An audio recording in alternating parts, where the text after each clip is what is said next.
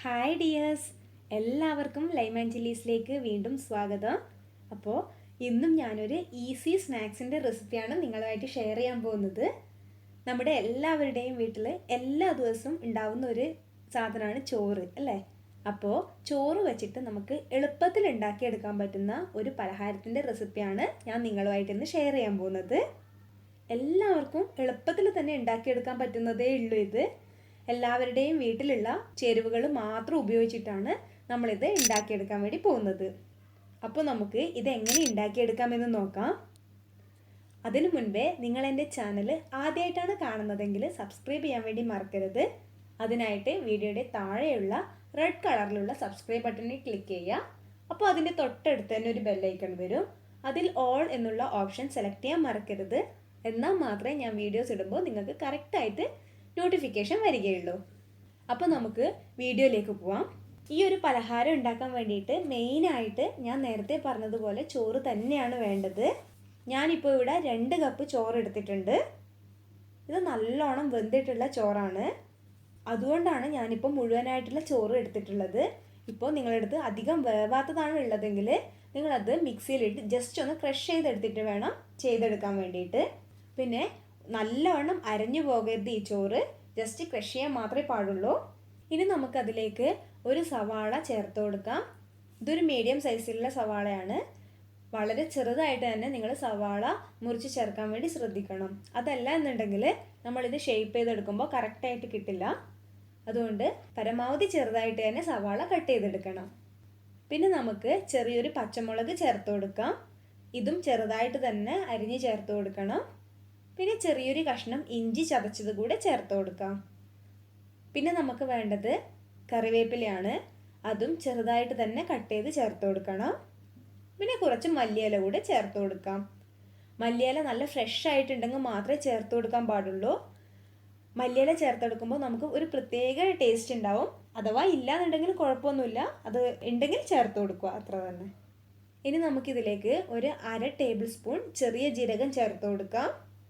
ഇതിൻ്റെ ഒപ്പം തന്നെ ഒരു 1/2 ടേബിൾ സ്പൂൺ കാശ്മീരി മുളക് പൊടി കൂടെ ചേർത്ത് കൊടുക്കാം. നല്ല മുളക് പൊടിയാണെങ്കിൽ നിങ്ങളൊരു 1/2 ടീസ്പൂൺ ചേർത്ത് കൊടുത്താൽ മതി. ഇത് കാശ്മീരി മുളക് പൊടി ആയതുകൊണ്ടാണ് ഞാൻ 1/2 ടേബിൾ സ്പൂൺ ചേർത്ത് കൊടുക്കുന്നത്. അങ്ങനെ ആകുമ്പോൾ നമുക്ക് ഈ ഒരു പലഹാരത്തിന് നല്ലൊരു കളർ കിട്ടും. പിന്നെ ഒരു 1/4 ടീസ്പൂൺ മഞ്ഞൾപ്പൊടി കൂടെ ചേർത്ത് കൊടുക്കാം. ഇതിൻ്റെ കൂടെ തന്നെ ഇതിന് ആവശ്യത്തിനുള്ള ഉപ്പ് കൂടെ ചേർത്ത് കൊടുക്കണം. ഉപ്പ് ഒരിക്കലും അധികം ആവരുത്. ഉപ്പ് അധികമായിട്ടുണ്ടെങ്കിൽ ഈ സ്നാക്സ് കഴിക്കാൻ വേണ്ടി അത്ര ടേസ്റ്റ് ഉണ്ടാവില്ല. അപ്പോൾ കുറച്ച് മാത്രം ചേർത്ത് കൊടുക്കുക. ഇതെല്ലാം കൂടി ഒന്ന് നന്നായി മിക്സ് ചെയ്തെടുക്കണം. സ്പൂണ് വെച്ചിട്ട് നമുക്കിപ്പോൾ മിക്സ് ചെയ്തെടുക്കാം. ഇതെല്ലാം ഒന്ന് മിക്സായി വന്നാൽ നമുക്കിതിലേക്ക് ഒരു 1/4 കപ്പ് കടലമാവ് ചേർത്ത് കൊടുക്കാം. ഇതിൻ്റെ ഒപ്പം തന്നെ കുറച്ച് വെള്ളം കൂടെ ചേർത്ത് കൊടുക്കാം. ഇനി നമുക്കിത് കൈ വെച്ചിട്ട് നന്നായിട്ട് മിക്സ് ചെയ്തെടുക്കണം. വെള്ളത്തിൻ്റെ അളവ് ഒരിക്കലും കൂടിപ്പോവരുത്. അധികമായിട്ടുണ്ടെങ്കിൽ ഒരുമാതിരി ലൂസായ പോലെ ആവും. അതുകൂടാതെ നമ്മൾ ഫ്രൈ ചെയ്തെടുക്കുമ്പോൾ എണ്ണ നല്ലോണം വലിച്ചെടുക്കും. അപ്പോൾ ഞാനിതിൽ കാണിക്കുന്ന ആ ഒരു കൺസിസ്റ്റൻസിയിൽ തന്നെ നിങ്ങൾ മാവ് ഉണ്ടാക്കിയെടുക്കണം. ഇപ്പോൾ ചോറ് എടുക്കുമ്പോൾ അത് കൈവച്ചിട്ട് ഉടച്ചെടുക്കാൻ പറ്റില്ല എന്നുള്ള അവസ്ഥയാണെങ്കിൽ അത് ക്രഷ് ചെയ്തെടുക്കാൻ വേണ്ടി പറഞ്ഞിട്ടുണ്ട്. അത് ക്രഷ് ചെയ്തെടുക്കുമ്പോൾ നിങ്ങൾക്ക് വേണമെങ്കിൽ ഒരു 2 ടേബിൾ സ്പൂൺ വെള്ളം ചേർത്ത് കൊടുക്കാം. അപ്പോൾ ഈ സമയത്ത് ചേർക്കുന്ന വെള്ളം ഒഴിവാക്കിയാൽ മതി. അപ്പോൾ ഈ ഒരു മാവ് നല്ലൊരു കട്ടിയിൽ ഷെയ്പ്പാക്കി എടുക്കാൻ പറ്റുന്ന രീതിയിലാണ് നമ്മളിത് കുഴച്ചെടുക്കേണ്ടത്.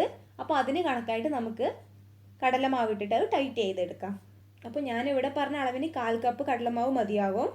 പിന്നെ പ്രത്യേകം ശ്രദ്ധിക്കണം, ഈ ചോറ് നല്ലവണ്ണം അരഞ്ഞു പോകരുത്, ജസ്റ്റ് ക്രഷ് ചെയ്തെടുക്കാനേ പാടുള്ളൂ. അപ്പോൾ ഇത് നല്ലോണം വെന്ത് വന്ന ചോറായതുകൊണ്ട് തന്നെ ഇങ്ങനെ കുഴച്ചെടുക്കുമ്പോൾ തന്നെ നന്നായി ഉടഞ്ഞു കിട്ടിയിട്ടുണ്ട്. അപ്പോൾ ഇതൊക്കെ നന്നായി മിക്സ് ചെയ്ത് വച്ചിട്ടുണ്ട്.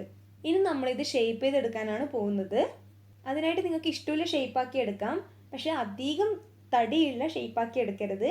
ചെറിയൊരു തിക്നെസ്സിൽ ഇതുപോലെ ഷേപ്പാക്കി എടുക്കുന്നതാണ് നല്ലത്.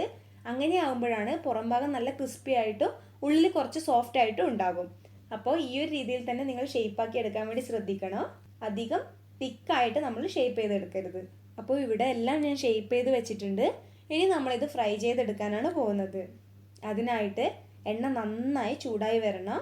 അപ്പോൾ എണ്ണ നന്നായി ചൂടായി കഴിഞ്ഞാൽ നമുക്ക് ഓരോന്നായിട്ട് ഇതിലേക്ക് ഇട്ട് കൊടുക്കാം. ഇത് ഇട്ട് കൊടുത്ത ഉടനെ തന്നെ നമ്മൾ ഇളക്കിയെടുക്കരുത്. അങ്ങനെ ആകുമ്പോൾ ഇതൊക്കെ പൊടിഞ്ഞു പോകും. അപ്പോൾ ഓയിലിലേക്ക് ഇട്ടതിന് ശേഷം കുറച്ച് സമയം കഴിഞ്ഞതിന് ശേഷം മാത്രമേ നമ്മൾ ഇതൊന്ന് തിരിച്ചിട്ട് കൊടുക്കാൻ വേണ്ടി പാടുള്ളൂ. പിന്നെ പ്രത്യേകം ശ്രദ്ധിക്കേണ്ട കാര്യമാണ്, മീഡിയം ഫ്ലെയിമിൽ വെച്ചിട്ട് വേണം നമ്മളിത് ഫ്രൈ ചെയ്തെടുക്കാൻ വേണ്ടിയിട്ട്. ഹൈ ഫ്ലെയിമിൽ വെച്ച് നമ്മളിത് ഫ്രൈ ചെയ്തെടുക്കാൻ നോക്കിയിട്ടുണ്ടെങ്കിൽ അതിൻ്റെ ഉൾഭാഗം അധികം വേവാത്തതുപോലെയും പുറം ഭാഗം പെട്ടെന്ന് കരിഞ്ഞു പോവുകയും ചെയ്യും. പിന്നെ ലോ ഫ്ലെയിമിലാണ് നമ്മളിത് ഫ്രൈ ചെയ്തെടുക്കുന്നുണ്ടെങ്കിൽ ഇതൊക്കെ ഓയിലിലേക്ക് പൊടിഞ്ഞു പോകുന്നതായി കാണാൻ പറ്റും. അപ്പോൾ ഒരു മീഡിയം ഫ്ലെയിമിൽ തന്നെ നമ്മളിത് ഫ്രൈ ചെയ്തെടുക്കാൻ വേണ്ടി ശ്രദ്ധിക്കണം. ഒരു ഭാഗം നന്നായി ഫ്രൈ ആയി വന്നാൽ മാത്രമേ തിരിച്ചിട്ട് കൊടുക്കാനും പാടുള്ളൂ. അപ്പോൾ ഈ ഒരു പരുവത്തിലായാൽ നമുക്കിത് ഫ്രൈ ആയി കിട്ടിയെന്ന് മനസ്സിലാക്കാം. ഇനി നമുക്കിത് എണ്ണയിൽ നിന്നും മാറ്റാം. അപ്പോൾ നമ്മുടെ ചോറ് വെച്ചിട്ടുള്ള പലഹാരം ഇവിടെ തയ്യാറായി വന്നിട്ടുണ്ട്. അപ്പോൾ എല്ലാവരുടെയും വീട്ടിൽ എപ്പോഴും ഉണ്ടാകുന്ന സാധനങ്ങൾ വെച്ചിട്ടാണ് ഞാനിവിടെ ഉണ്ടാക്കിയെടുത്തിട്ടുള്ളത്. എല്ലാവരും എന്തായിട്ടും ട്രൈ ചെയ്ത് നോക്കണം. വീഡിയോ ഇഷ്ടപ്പെട്ടിട്ടുണ്ടെങ്കിൽ ലൈക്ക് ചെയ്യാൻ മറക്കരുത്. ഇത് ഉണ്ടാക്കി നോക്കിയിട്ട് നിങ്ങളുടെ അഭിപ്രായം കമൻറ്റ് ബോക്സിൽ അറിയിക്കാനും മറക്കരുത്. അപ്പോൾ നമുക്ക് അടുത്ത വീഡിയോയുമായി കാണുന്നത് വരേക്കും ബൈ ബൈ.